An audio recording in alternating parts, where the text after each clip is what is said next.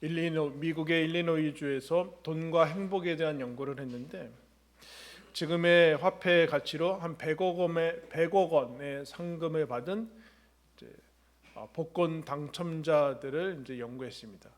신기하게도 그 엄청난 돈을 이제 당첨받았을 때는 무척 기쁘고 또 이제 흥분했지만 1년이 지난 다음에 물었더니 주위의 사람들과 똑같은 이제 상태로 돌아간 것을 발견합니다. 왜냐하면 감정이라는 것은 평상심을 유지하려고 하는 그런 이제 본능이 있기 때문에 여러분 1년까지도 기다릴 필요 없이 얼마 지나면 다시 원래의 자리로 여러분 돌아갑니다. 근데 이제 문제는 뭐냐면은 이렇게 갑작스럽고 극적인 사건을 경험하면 이제 이 감정이라는 것이 희미해지고 이 사람들 같은 경우에는 더 이상 작은 일들, 예전과 같은 그런 조그만 일들에는 만족을 느끼지 못한다라는 거예요. 그래서 인생의 장기적인 행복의 관점으로 봤을 때는 복권과 같은 이런 일들은 인생에 있어서 저주가 될 수 있다. 그렇게 얘기를 합니다. 여러분 어떠십니까? 요새 행복하십니까? 옆에 한번 물어볼까요? 행복하십니까? 만족하십니까? 바울이 빌립보서는 기쁨의 서신이라는 별명이 붙어 있는 건데 놀랍게도 바울은 감옥에 갇혀서 이 서신을 씁니다. 지금 뭐 감옥이라는 것이 여러분 필요와 모든 것이 불편하고 어떻게 보면 극한의 상황과 형편에 있는데 계속해서 기뻐하라, 주 안에서 기뻐하라. 나는 지금 충만하고 기쁘고 뭐 계속해서 그 얘기를 하고 있습니다. 그러면 바울이 어떻게 이렇게 기뻐할 수 있을까라는 오늘 그 비결을 빌립보 교우들과 우리들한테 얘기를 해주면서 이제 빌립보서를 이제 거의 마감을 해 나가고 있습니다. 여러분 우리 모두에게 그리스도인에게 주어진 비결, 이런 비결을 알아야 되지 않습니까? 행복의 비결, 이 기쁨의 비결, 그와 같은 열악한 환경에서도 기뻐할 수 있는 비결이 무엇인가? 뭐 따라했습니다. 자족이라는 말 너무 어려운데 그냥 만족이라고 생각하면 돼. 만족. 어떻게 그럴 수 있을까? 10절 말씀 보면 내가 주 안에서 크게 기뻐함은 너희가 나를 생각하던 것이 이제 다시 싹이 나미니 너희가 또한 이를 위하여 생각은 하였으나 기회가 없었느니라. 빌립보 교회는 바울이 마게도냐 유럽 쪽으로 하나님께서 이끄셔서 복음을 전할 때 첫 번째 도착한 땅입니다.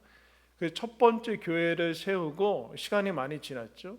그래서 첫사랑이나 마찬가지인데 바울의 복음 사역에 늘 필요를 채우고 하다가 얼마 동안은 이제 그 연결이 끊어졌다라고 하다가 이제 바울이 옥에 갇힌 것을 알고 바울의 필요를 채우기 위해서 여러 가지 헌물과 헌금을 보내서 그것이 감사해서 답장으로 쓴 편지가 빌립보서 편지입니다. 근데 바울이 뭐라고 그러는가? 내가 주 안에서 크게 기뻐한다고 얘기하고 있어요. 왜 그러는가? 너희가 나를 생각하던 것이 여태까지는 생각이 없었던 것이 아니라 기회가 잘 닿지 않았는데 다시 기회가 생겨서 그 다시 싹이 나를 생각하던 것이 다시 싹이 나서 너무 기쁘다. 여러분 싹이 뭐예요? 작은 거 아니에요. 여러분 빌립보 교우들이 무슨 1억 천금을 헌금해가지고 바울한테 보냈겠습니까? 그렇지 않습니다. 그런데 바울은 뭐라고 그래요? 크게 기뻐한다고 얘기하고 있어요. 여러분 이게 우리들과 다른 거죠. 바울은 지금 여러분 우리가 기뻐하지 않는 거, 이런 복권 당첨된 사람들의 문제는 어떻게 되냐면 욕망의 크기가 커져요. 이전에는 그렇지 않았을 거예요. 근데 욕망의 크기가 커져서 웬만한 일에는 만족하지 못해요. 이게 당연병과 잠자는 무감각함에 빠지게 된 것이죠. 그런데 바울은 거기에 빠지지 않고 있어요. 빌립보 교우들이 보내온 이 큰 하나님의 사랑을 크게 기뻐하고 있는 것을 기억해야 됩니다. 여러분 오늘날의 시대는 마치 작은 일에 기뻐하면은 마치 지성이 없고 똑똑하지 않은 것 같은 그런 시대를 살고 있어요. 그렇지 않아요. 여러분 이 마음의 크기, 만족의 크기 자체를 줄여야 돼요. 바울은 지금 크게 기뻐하고 있는 깨어있는 모습을 보여주고 있습니다. 그런데 왜 그러는가? 왜 기뻐하는가? 11절에 이렇게 얘기해요. 내가 궁핍함으로 말하는 것이 아니니라. 어떠한 형편에든지 나는 자족하기를 배웠다. 바울이 왜 이렇게 기뻐하냐면은 바울이 이제 감옥에서 먹고 마시고 쓸 것을 이제 부족한데 그게 채워져서 기쁘다는 얘기가 아니에요. 안 그래도 돈이 필요하고 먹을 것이 필요했는데 그거 갖다 줘서 그 내 이 부족한 것이 채워져서 기뻐하는 것이 아닙니다. 즉 배고픈 사람이 밥 먹어서 기쁘다는 얘기가 아니에요. 무슨 얘기냐? 그 다음에 나는 이미 만족하고 채워져 있다 그렇게 얘기해요. 나는 지금 너희들이 준 것으로 인해서 이 배고픔이나 물질적인 필요가 채워져서 그런 것이 아니라 나는 이미 충만하다라고. 그럼 누가 갖다 줬는가? 그 얘기가 아니라는 것이죠. 바울이 이미 만족하고 있고 충만한 가득 차 있는 상태인데 무슨 얘기를 하는가? 궁극적인 필요는 나는 이미 채워져 있다. 그 얘기를 하는 거예요. 영원하고 요동치지 않고 변화되지 않는 이 궁극적인 필요가 채워졌는데, 그러면 우리가 늘 경험하고 부족함을 느끼는 것은 일시적인 필요죠. 의식주, 물질, 경제적인 이거는 여러분 우리가 아무리 채워도 채워지지 않는 그러나 필요한 일시적인 필요입니다. 즉 다르게 얘기하면 하나님 나라 가면은 필요가 없어지는 거예요. 근데 이것은 형편이라고 나와 있는데 형편은 유동적이에요. 형편이 좋을 때도 있고 여러분 나쁠 때도 있죠. 수단적인 이게 이제 필요인데, 즉 궁극적인 필요를 위해서 수단으로 쓰여지는 것, 즉 이 일시적인 필요는 형편으로 대표되는 말은 우리의 목표와 목적은 될 수 없다. 근데 바울이 이미 궁극적인 필요를 채운 사람. 그럼 무엇인가? 그게 12절에 이렇게 얘기합니다. 나는 비천에 처할 줄도 알고 풍부에 처할 줄도 알아. 모든 일, 곧 배부름과 배고픔과 풍부와 궁핍에도 처할 줄 아는 일체의 비결을 배웠다라.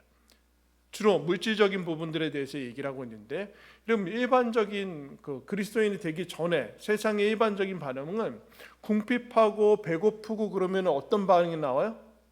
원망이 나오죠. 불만이 나와요. 이스라엘의 광야 시절 내내 하나님께 대표적으로 범했던 불신앙의 모습은 원망하고 불평하고 불만하는 거였어요. 왜 그러는가? 부족하다는 거예요. 하나님 왜 광야에 와가지고 밥 안 주냐고, 만나 주니까 왜 만나만 주냐고, 고기도 달라고, 왜 물 안 주냐고 목마르다고 하면서 늘 원망했어요. 이런 방식의 바울이 뭐라고 그러는가? 배고픔과 궁핍에 나는 처할 줄 아는 비결을 배웠다라는 얘기는 거기에서도 나는 만족했다라는 얘기예요. 그럼 그 얘기 아니죠? 물질적인 필요가 채우고 안 채워지고의 문제가 아니죠. 그러면 플러스가 되면은, 마이너스 때는 원망한다고 치고 플러스가 되고 넘치면은 여러분 어떻게 돼야 돼? 감사하고 만족해야 되는데 그렇지 않고 사람들이 풍부해지면 어떤 반응을 보이는가? 탐욕의 시스템을 작동시켜요. 없었을 때는 없다고 불평하는데 그러면 채워지면 어떻게 되는가? 탐욕해서 막 쌓아두기 시작합니다. 더 만족하지 않고 욕심을 부리게 된다는, 욕심을 부리고 있다는, 욕심을 부린다. 만족하지 못하는 거죠. 근데 바울은 그렇게 하지 않고 있다. 나는 어떠한 형편에서든지 행복하고 만족하고 있다라. 그 비결이 무엇인가? 일체의 비결. 나는 풍부와 궁핍, 어떠한 형편이 나한테 닥쳐오든지 간에 나는 그 비결을, 행복의 비결을 가지고 있는데 그걸 뭐라고 그래요? 만족해요. 만족. 우리는 궁핍하면 경제적으로 어렵고 그러면은 이것을 어디로 연결을 시키냐면은 자기를 비하해요. 나는 못났고, 나는 무가치하고, 사랑받을 자격이 없고, 무능력하고, 쓸모없는 인간이고, 물질적인 이런 부분들을 자기 존재와 가치로 여러분 연결시키는 시대를 살고 있습니다. 이게 자동적인 것 같아요. 그래서 우리 예전에 우리 부모님들은 이런 얘기했어요. 못 배운 서름, 그죠? 그리고 배고픈 서름, 이런 얘기했습니다. 왜 그랬을까요, 여러분? 그때 지식이 있어서 모든 상황과 형편이 좋아서 지식을 가지고 배움의 길을 가졌던 사람들이 섬겼다면 그런 얘기 안 했을 거예요. 근데 탐욕의 시스템으로 살아갔죠. 그래서 그런 얘기 있습니다. 직장이나 여러 가지 사회에서 나가서 그 탐욕에 물든 사람에 의해서 상처를 받게 되는데 그때 우리가 조심해야 된다. 왜냐? 우리도 역시 예수 그리스도가 풍성한 삶과 우리의 구원자가 아니라 역시 돈이 구원자다. 그렇게 빠질 수 있는 가능성이 있다. 역시 돈이 최고야. 하나님도 돈 있어야지 잘 믿을 수 있어. 이거는 그 사람들한테, 그 탐욕을 가진 사람들에 의해서 상처를 받아서 유혹에 걸려 들어간 거지, 바울은 그러지 않았다는 거예요. 거기에 걸려 들어가지 말라네요. 내가 부자가 돼서 복수해 주겠다. 그런데 거기에는 행복이 없어요, 여러분. 거기 행복이 없다니까요. 문제는 그런 복수와 탐욕의 시스템에서는 거기에서는 늘 경쟁과 더 많은 것과 비교와 이런 시스템으로 가기 때문에 거기에는 아무것도 없어요. 그러면 풍부하면 어디로 연결이 되는가? 우월감을 가져. 난 너와 다른 종자다. 더 많이 가져서 그러면 감사해야 되는데 교만해지고 이상한 모습으로. 그런데 바울이 그렇지 않았다. 어떻게 그럴 수 있었는가? 여러분 따라 있습니다. 형편이 하나님이 아니다. 형편이 하나님은 아니다. 즉 형편이 나를 주관하도록 허락하지 않았어요. 형편이 좋으면 마치 내가 엄청나게 좋은 가치를 가지고, 형편이 모자르면 하나님이 나를 사랑하지 않고 이런 식으로 연결시키지 않았어요. 자기 정체성을 거기에다 묶어두지 않았어요. 이 헐을 허락하지 않았어요.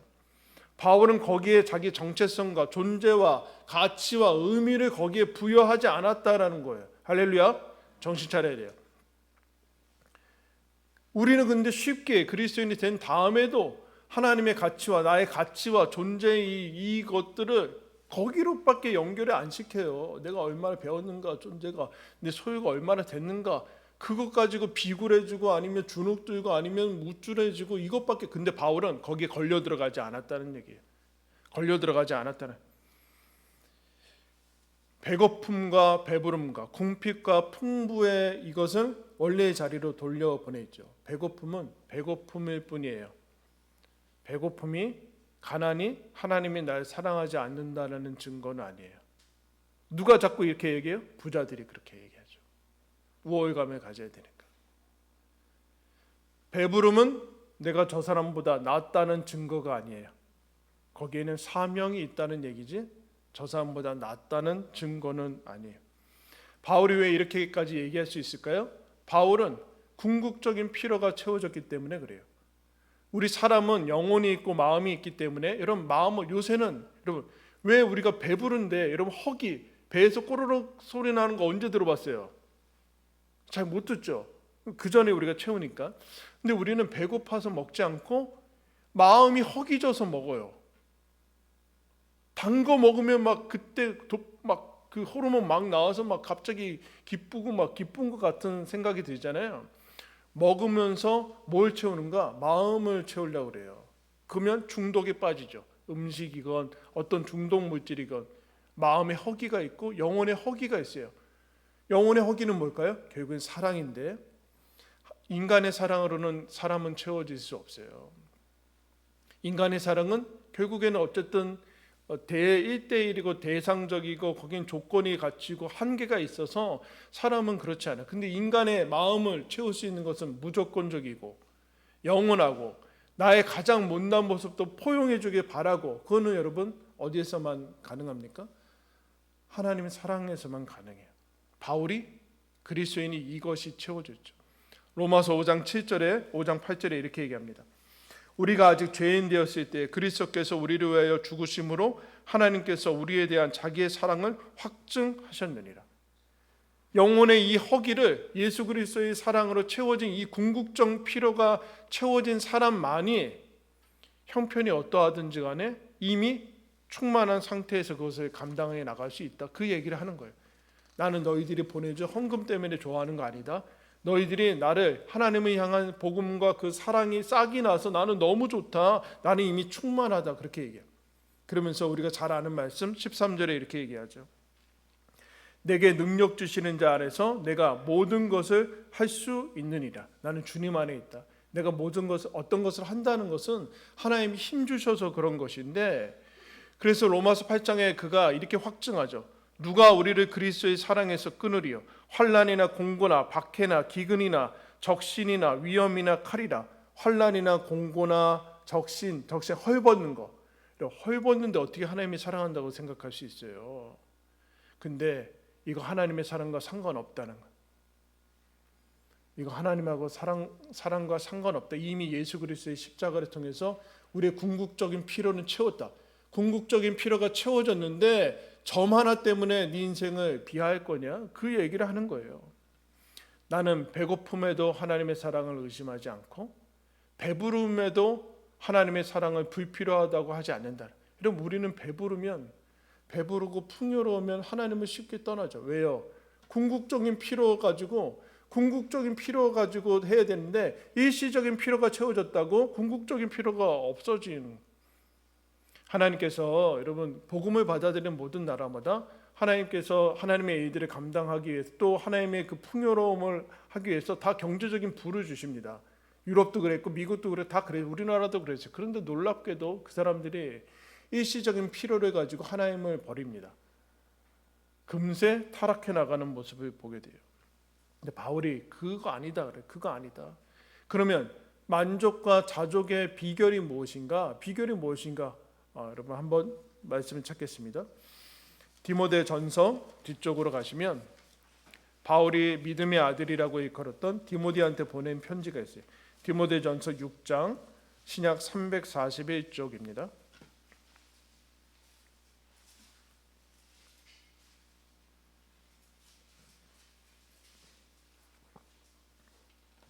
(6장 3절부터) 제가 읽겠습니다. 6장 3절입니다. 디모데전서 누구든지 다른 교훈을 하며 바른 말 곧 우리 주 예수 그리스도의 말씀과 경건에 관한 교훈을 따르지 아니하면 그는 교만하여 아무것도 알지 못하고 변론과 언쟁을 좋아하는 자니 이로써 투기와 분쟁과 비방과 악한 생각이 나며 마음이 부패하여지고 진리를 잃어버려 경건을 이익의 방도로 생각하는 자들의 다툼이 일어나느니라. 무슨 얘기냐? 마음이 부패해지면 세상이 흐름대로 가는데 세상이 흐름대로 가면 뭐 하는가? 믿음까지도 돈 버는 데 쓴다는 거예요. 즉 돈을, 물질을, 믿음을 돈독해 하기 위해서 수단으로 사용해야 되는데 믿음을 도구로, 수단으로 해서 결국에는 이익의 방도로 쓴다라. 일시적인 필요와 궁극적인 필요를 뒤바꿔버리고 목적과 수단을 뒤바꿔버리는 일들이 부패한 일들 가운데 버젓이 일어나고 있다. 그때 바울이 디모데한테 경고하는 거예요. 너 목회할 때 정신 차리고 똑바로 해. 이런 사람들이 부패해서 들어와서 하나님까지도 이용해서 결국에는 이 물질 가지고 형편 가지고 그런 만족함이 없다. 그 다음에 뭐라고 하는가? 그러나 자족하는 마음이 있으면 경건은 큰 이익이 돼. 경건이란 말이 어려운데 그냥 믿음이라고 얘기하면 돼요. 그럼 믿음 자체가 이득이다. 믿음이란 무엇이냐? 자족하는 것이다. 뭘 자족하는가? 너 궁극적인 필요가 채워졌기 때문에 이 땅에 어떠한 형편이든지 간에 거기서 만족함을 누리고 행복할 수 있는 능력이다. 그럼 7절에 우리가 세상에 아무것도 가지고 온 것이 없음에 또한 아무것도 가지고 가지 못하리니 공술의 공수거다. 여러분 공술의 공수거는 뭘까요? 원래 인생이 허무하다는 거죠. 인생이 덧없다는 거예요. 근데 성경은 그런 얘기를 하지 않고 무슨 얘기를 해주는 거예요? 공술의 공수거기 때문에 이것이 엄연한 현실이기 때문에 즉 너희들의 목적은 여기에 있지 않다. 얼마나 소유와 그 많은 것들을 남기느냐의 인생의 목적이 있지 않다. 그 얘기를 해주는 거예요. 공술의 공수거는 무의미하다 그런 얘기가 아니에요. 그래서 여기에서부터 무엇이 나오는가? 8절 우리 다 같이 한번 그 만족의 비결 8절 한번 읽겠습니다. 시작. 우리가 할렐루야. 여러분 이 말씀에 순종하십시오. 먹을 것과 입을 것이 있으면 족하다라. 이것으로 충분히 행복하다. 왜냐하면은 우리는 이것을 위해서 하나님께서 인간을 만드는 거 아니다. 공술의 공수고 이 연계되어 있는데 먹을 것과 입을 것이 있는 것, 이 먹을 것과 입을 것에 집착해서 얼마나 더 많이 먹고 얼마나 더 많이 남기는 것으로 인생을 살지 말고 그 다른 부르심이 있으니까 거기에 집착하지 말고 있으라. 그러면 이것이 있으면 행복해야 된다. 즉 그러면 우리는 맨날 하루 먹고 하루 살고 내일을 맨날 걱정하면서 그냥 겨우겨우 그냥 입에 풀칠하면서 사는 것이 하나님의 은혜라는 것인가? 그 얘기 아닌 것이죠. 그 얘기가 아니라 하나님이 이것들은 채울 거다. 그러니까 넌 다른 부르심에 의해서 살아가라. 다른 부르심에 의해서 살아가라. 여러분 다 입고 계신데, 그죠? 입고 있어요. 옷장에는 늘 입을 옷이 없지만 하여튼 입고 있어요. 에? 뭐 하려면 입을 값이 없어. 입고 갈게. 이런 새끼 다 드시죠? 여러분 그러면 그리스도인들은 뭘 하는가? 우리는 365일 만족하고 행복할 수 있다는 얘기. 왜요? 그게 우리의 행복의 근거가 아니니까. 하나님께서 이미 궁극적인 필요를 채우셨으니까. 그러면서 뭐라고 하는가? 17절에 왜 그런 얘기를 하시는가? 왜 먹을 거 입을 것이면 충분하다는 얘기를 하시는가? 17절에 내가 이 세대에서 부한 자들을 명하여 마음을 높이지 말고 정함이 없는 재물에 소망을 두지 말고 오직 우리에게 모든 것을 후히 주사 누리게 하시는 하나님께 두라고 명해라. 정함이 없대요. 요동치고 좋아졌다 나빠졌다 있었다 없었다 이거 잃어버릴까 봐 거기에 마음 두는 순간 행복은 다 날아가요. 마음을 높이지 말고 무슨 얘기야? 아까 욕망의 크기를 키우지 말라는 얘기요. 밥 한 끼면 감사하고 기뻐하고 충분히 행복한 거 아니에요? 근데 이제 그렇지 않죠. 소망의 주소를 그 다음에 뭐라고 하는가? 하나님이 후히 주시고 모든 것을 후히 주실 뿐만 아니라 그것을 누리게 한다. 이런 많은 사람이 많이 누리는 거 아니더라고요. 영혼의 문제예요. 행복은 영혼의 문제.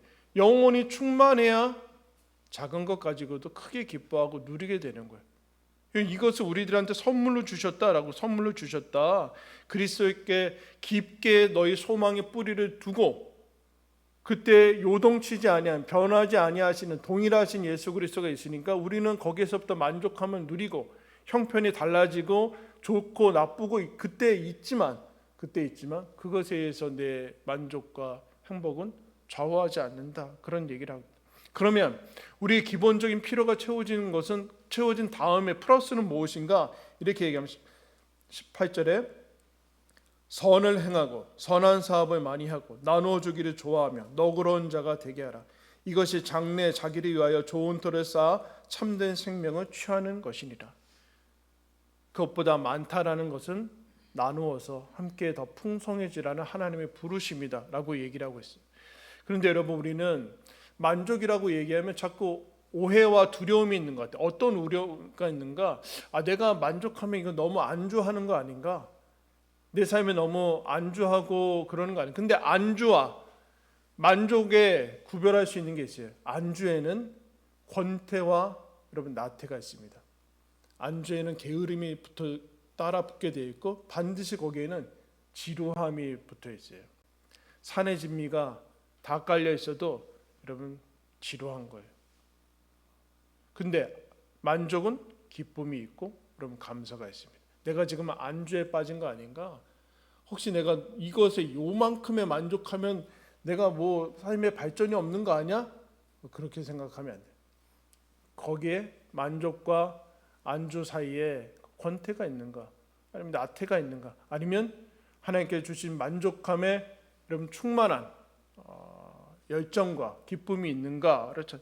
또 하나 두려워하는 것은 아까 발전이 없을까 봐 했는데 안주할 뿐만 아니라 안달복달해요. 우리는 계속해서 자기를 채찍질해가지고 계속 채찍질해가지고 어디 경지에 도달해야 된다고 자꾸 생각하고 있는데 거기에 여러분 부추기는 것이 뭡니까? 불만이죠. 불만. 여러분 예수님이 이 땅에 태어나셔서 놀랍게도 이스라엘 거기에 한도 그 시골에서 갇혀 사셨어요. 그러면 안 되잖아요. 오늘 2000년 후에 나타나서 막 하루에도 막 세계를 다닐 수 있는 곳에 오셨어야 되잖아요. 그리고 거기에 시골에서 처박혀서 병자도 많이 고치지도 않았어요. 많은 병자를 고치지도 않을까? 제자를 별로 부르지도 않았어요. 12명 부르고 한 명은 또 배신자고 십자가 지다 다 도망가고 시골에서 살다가 학교도 안 나오고 가난한 집에서 살다가 마지막에는 제자들도 인정하지 않고 모든 지도자들이 인정하지 않는 십자가에서 그렇게 죽었다니까요. 근데 예수님은 충만했어요. 근데 마지막에 다 이루었다라고 돌아가셨어요. 다 이루었다라고 돌아가셨어요. 예수님은 전혀 거기에 세상의 흐름에 전혀 그런 거와 상관없어요. 그래서 우리는 어떻게 아까 만족할 수 있는가? 우리가 입고 먹을 것이 있으면 감사하고 하나님께 소망을 두니까 만족한 건데, 두 번째는 시편 132편에 이렇게 얘기합니다. 여호와여, 내 마음이 교만하지 아니하고 내 눈이 오만하지 아니하오며 내가 큰 일과 감당하지 못할 놀라운 일을 하려고 힘쓰지 아니합니다.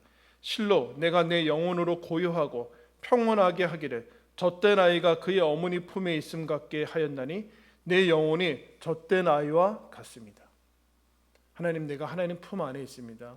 주님 안에서 고요하고 평안한 것이 아기가 어머니 품에 앉아있는 그 안긴 것처럼 그렇습니다. 근데 그 앞에 뭐라 그래요?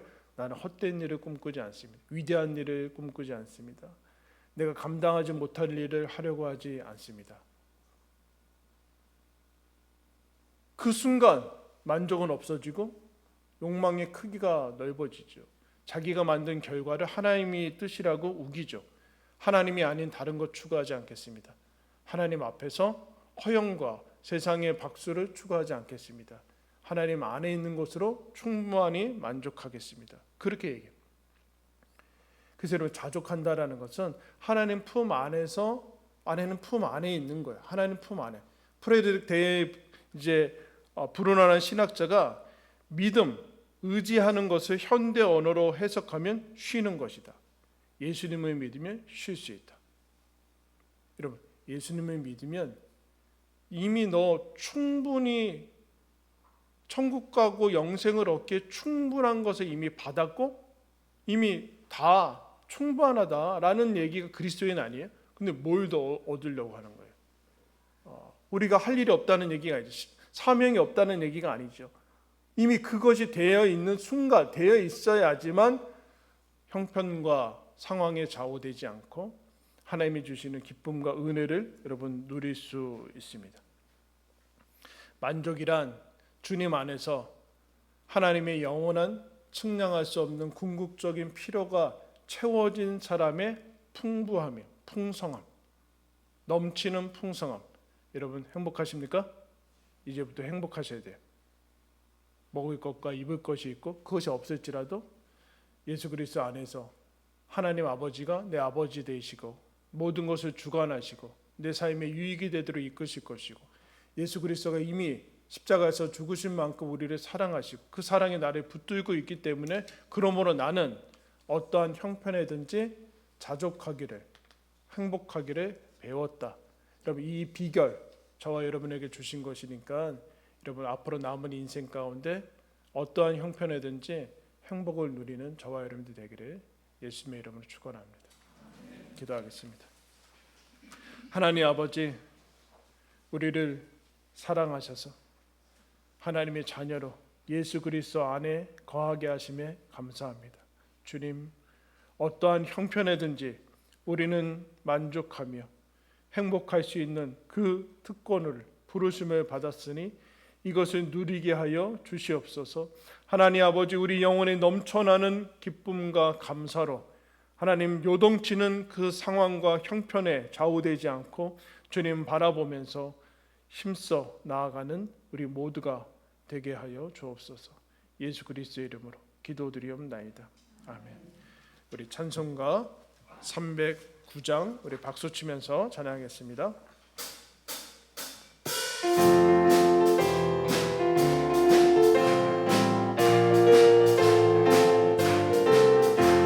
목마른 내 영혼 주가 이미 허락한 그 귀한 영생수 주여 갈망합니다. 그 약속 따라서 힘써 간구